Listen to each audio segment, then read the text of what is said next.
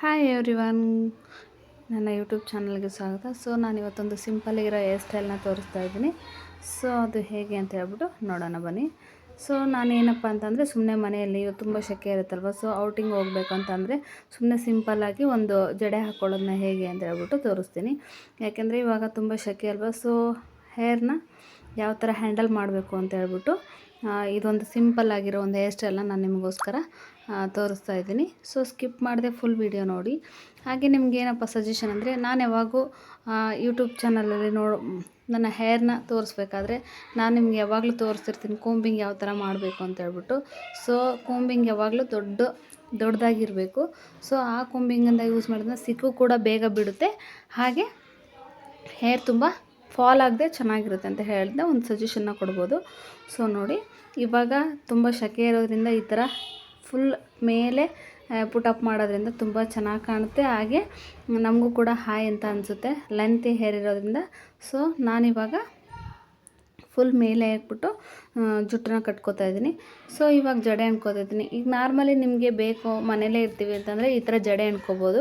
So ಇಲ್ಲ ನಾವು outing ಹೋಗ್ತೀವಿ ಸ್ವಲ್ಪ ಡಿಫ್ರೆಂಟಾಗಿರ್ಬೋದು ಅಂದರೆ ಸ್ವಲ್ಪ ಅದರಲ್ಲೇ ಚೇಂಜಸ್ ಮಾಡ್ಕೋಬೋದು. ಸೊ ಹೇಗೆ ಅಂತ ಹೇಳ್ಬಿಟ್ಟು ಸ್ಕಿಪ್ ಮಾಡಿದೆ ನೋಡಿ ತೋರಿಸ್ತೀನಿ.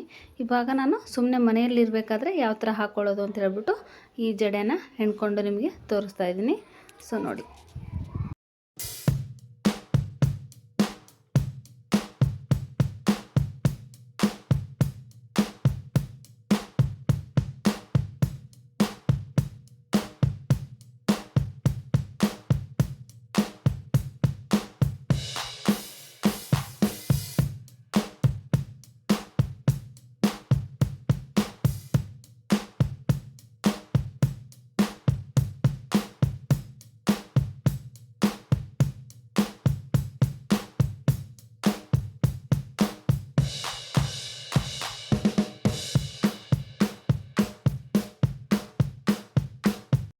ಸೊ ನೋಡಿದ್ರಲ್ವ, ಈ ಥರ ಜಡೆನ ಹಾಕೋಬೋದು.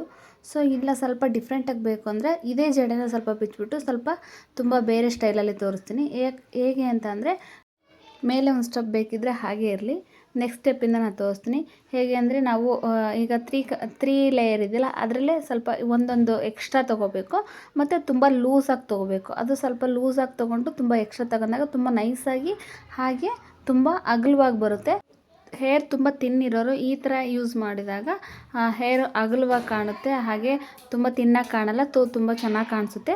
ಸೊ ಹಾಗಾಗಿ ಈ ಥರ ಮೆಥಡ್ನ ಯೂಸ್ ಮಾಡ್ಬೋದು.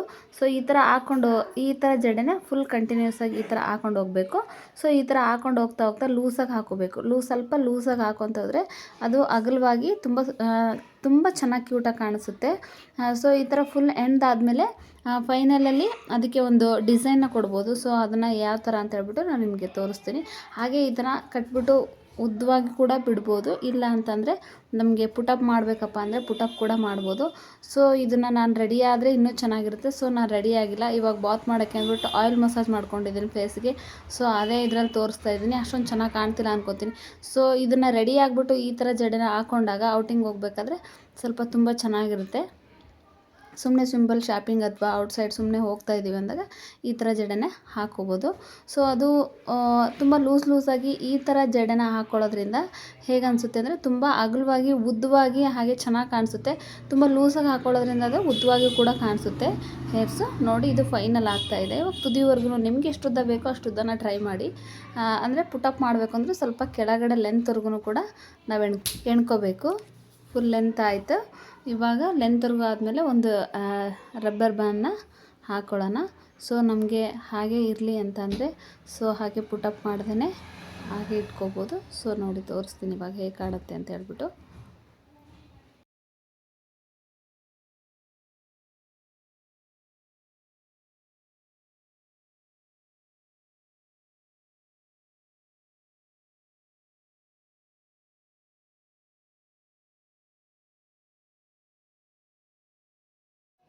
ನೋಡಿ, ಈ ಥರ ಮೇಲೆ ಈ ಥರ ಹೀಗೆ ಬಿಟ್ಕೋಬೋದು. ಸೊ ಈ ಥರ ಅಗಲವಾಗಿ ಈ ಥರ ಮಾಡ್ಕೊಳ್ಳೋದ್ರಿಂದ ತುಂಬ ಚೆನ್ನಾಗಿ ಕಾಣಿಸುತ್ತೆ. ರೆಡಿ ಆಗಿಬಿಟ್ಟು ಈ ಥರ ಮಾಡ್ಕೊಂಡಾಗ ತುಂಬ ಚೆನ್ನಾಗಿ ಕಾಣಿಸುತ್ತೆ.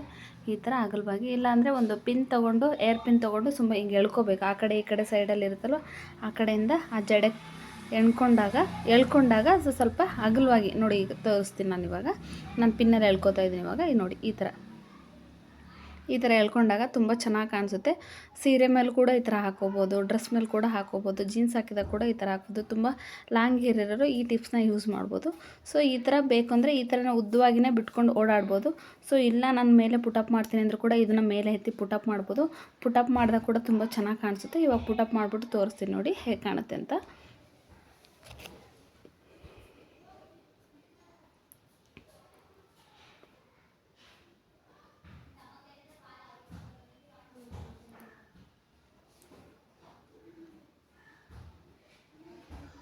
ನೋಡಿ ಪುಟಪ್ ಆಗಿದೆ, ಎಷ್ಟು ಚೆನ್ನಾಗಿ ಕಾಣಿಸ್ತಾ ಇದೆ. ಹೀಗೂ ಕೂಡ ಇಟ್ಕೋಬೋದು. ಈ ವಿಡಿಯೋ ನಿಮಗೆ ಇಷ್ಟ ಆಗಿದೆ ಅಂತ ತಿಳ್ಕೊತೀನಿ. ಈ ವಿಡಿಯೋ ನಿಮಗೆ ಇಷ್ಟ ಆಗಿದ್ರೆ ಶೇರ್ ಮಾಡಿ, ಲೈಕ್ ಮಾಡಿ, ಹಾಗೆ ಕಮೆಂಟ್ ಮಾಡಿ. Thank you so much. ಯಾರು ಇನ್ನೂ ಸಬ್ಸ್ಕ್ರೈಬ್ ಮಾಡಿಲ್ಲ ನನ್ನ ವಿಡಿಯೋಗೆ, ಪ್ಲೀಸ್ ಸಬ್ಸ್ಕ್ರೈಬ್ ಮಾಡಿ, ಹಾಗೆ ನನ್ನ ಎಲ್ಲ ವಿಡಿಯೋಗಳನ್ನ ವಾಚ್ ಮಾಡಿ.